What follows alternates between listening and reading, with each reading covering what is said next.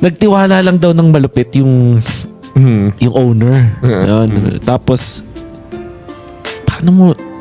bakit yun yung naisip mo na mekos nitong mga mga player mo? Ganun. Ano yung nakita mo kapag? Actually, totoo yung sinabi nila Phil na talagang maraming doubts going into that season.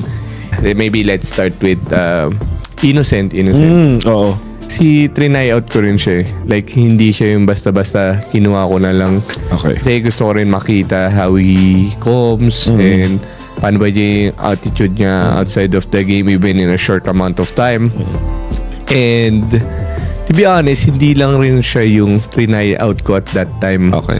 But he's really one of players that tingin ko na kahit hindi maganda yung tryout niya, naniniwala ako sa potential niya.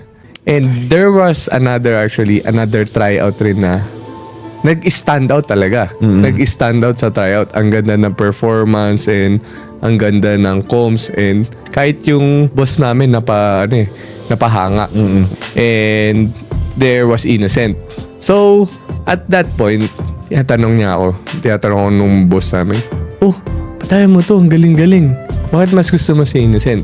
Sabi ko, si Innocent kasi, ilang beses na namin naka-scrim yan before this actual tryout. I mean, during the MPL season, ilang beses ko na naka-scrim yan nung nandun pa si Red.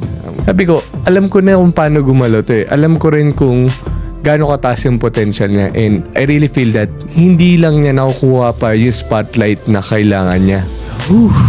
And then, syempre, ako as a coach, kailangan ko explain technically to the management why I want this player. So, nagsulat ng mahaba, mga 3 paragraphs, bakit ito, anong strengths, anong weaknesses niya. And I'm very fortunate rin to have a management that who really believe sa coaching staff.